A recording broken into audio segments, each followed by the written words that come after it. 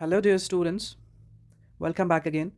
Let's today start discussing the outsiders, the outside dynasties who ruled India, and it majorly consists of Indo-Greeks, then later came Shakas, then Parthians, and then Kushans. Okay, so we have already discussed indigenous, some of the indigenous, not all of them. Like we last time discussed this. We discussed Shungas. Okay, then we discussed Kanvas, then Satvahanas. Okay,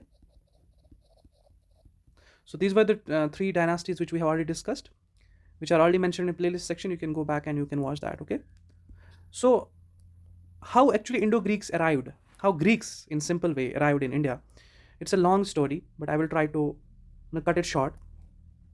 Simply in Central Asia, actually, there was rule of, there was rule of Persia. Okay, Persia. Okay, or this rule is also called as Achaemenian rule. Okay, Achaemenian rule. Okay, Achaemenian rule or the kingdom of Persia or the rule of Persia is one and the same thing, and it is generally known from Cyrus, Cyrus first to Darius, Darius third. Okay, so this is the actually general rule that is considered. It was a long kingdom, many rulers came, and he was the first ruler, and it ended with Darius third. Okay, so Achaemenian this kingdom was actually conquered by Alexander the Great.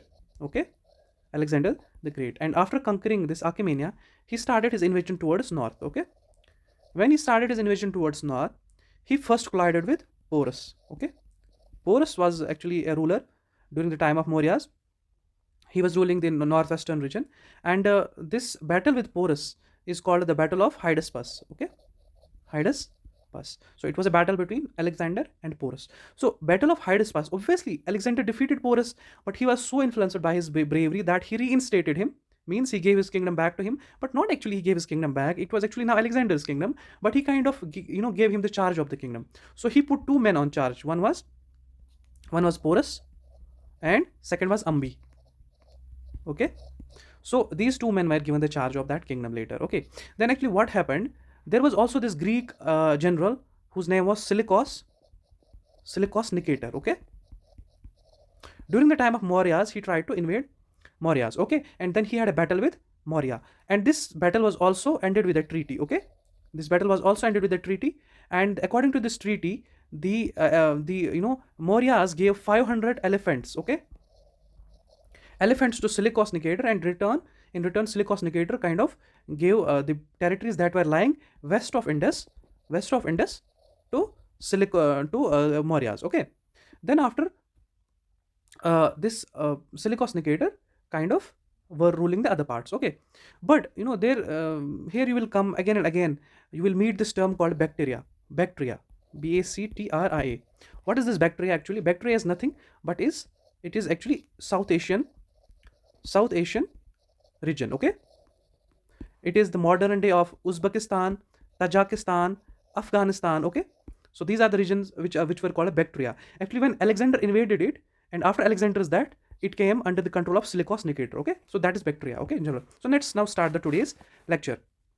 So we are going to discuss Indo-Greeks. Okay, and where were these Indo-Greeks located according to map? So as you can see clearly here, this is the map of Indo-Greeks. Okay, it mostly covered the western part, that is present day Afghanistan, present day Pakistan. Okay, and some other parts of Asia. Okay, and also some northern parts of India. So that is the general where Indo-Greeks ruled. Okay, and the other kingdoms that were kind of contemporaries of these Indo-Greeks, as you can see from these maps. So there were Pallavas, sorry, not Pallavas, there were Parthians, and here were Shakas. Okay, here were Kushans. This was one branch of Kushans, that is northern branch, and there was also there a branch that was western branch, and in between these two, so this is where actually Indo-Greeks ruled, and the other parts like here. Okay, so this is generally the kingdoms which I have showed you, and the Kushans were having two branches, that's northern branch and western branch. Okay, so this is some map distinction, kind of map representation of these kingdoms.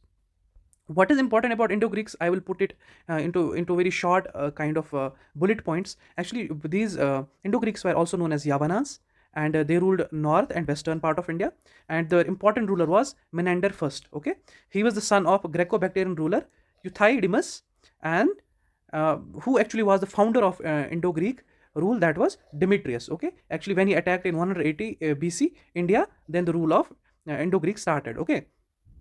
About Menander, there are some important facts. Actually, he ruled Punjab between 165 to 130 BCE, and his state capital was Sakala, or present day Sialkot, that's in Pakistan. Okay, just remember that. And what is his most famous contribution? That he's supposed to have issued first time the gold coins in India, and these coins were very rich and they were the finest kind of among all the Indo-Greeks. Okay, all the coins that were issued by Indo-Greeks, these coins were the finest. Okay. And on these coins there were symbols of Greek gods and Buddhism, and the Buddhism symbols were of wheel, that is Dhamma Chakra, and lotus. Okay. And there is this episode of this saint, Buddhist saint, his name was Nagasena, and Milind, that is written in this book called Milind Panna. And the all conversation is recorded in this book, and it is actually due to the influence of this saint and Buddhist monk, that Menander accepted Buddhism. And when he accepted Buddhism, he changed his name from Menander to Milind. Now he will be called Milind. Okay, he will be called Milind. That's why his book is named as Milind Panha. Okay, or Milind Panno somewhere. Okay. And who was actually, after the death of Milind, there is not any historical record of the other ruler who have ruled during the rule of Indo-Greeks. But the last ruler name which we have some record is that his name was Strato II. Okay. Now, what was the influence of Indo-Greeks on India? First is coins. Coins is very much important. That issued gold coins, and their coins were finest examples. So on these coins there were the symbols of Buddhism, and also there were Greek symbols like the symbols of Greek gods, Athena, Zeus, and Apollo. Okay, and there were also some Indian mix, that was the symbols of lion, bull, and elephant. Okay, that were prominent animals of India. So, and this mix of Greek and Pali language, so Greek was from Greece and Pali was from India, that was given an important name, and which present day it is an important script which was also present during the time of Ashoka, which was called Kharoshthi script. Kharoshthi script, very important. Okay, so this is actually the mix of these two. And it was not only the mix of two languages, but it was also the mix of two cultures, because there was also the cultural influence. Okay, and they are also credited, these Indo-Greeks, to have invented parda system, that is present day curtains. Okay, which we use in our houses. Okay, and some of the important evidences were, for example, Milind Panno, that was the text which is very important, records the conversation, and also which I have already told you, that during the time of Brihadrath, who was the last Shunga ruler, that this pillar was erected at Besangad or Besaj, that was known as Gurudhwaj, which started the beginning of Vaishnavism in India. And this is also an important examples of Indo-Greek influence. Okay, and also there was the spread of Mahayana Buddhism during the Indo-Greeks, because Indo-Greeks were known as the saviors of Buddhism. They kind of spread Buddhism and also gave much patronship to Buddhism. And also the Bhakti under Vaishnav cult was kind of popularized at this time. And some important points about coins: 4 types of coins were minted, that is silver, gold, nickel, and copper. And on the front of these coins there were the images of these rulers, for example Milind, and on the back side there were the Greek or gods images, that was Athena, Zeus, and Apollo. So this is everything about Indo-Greeks.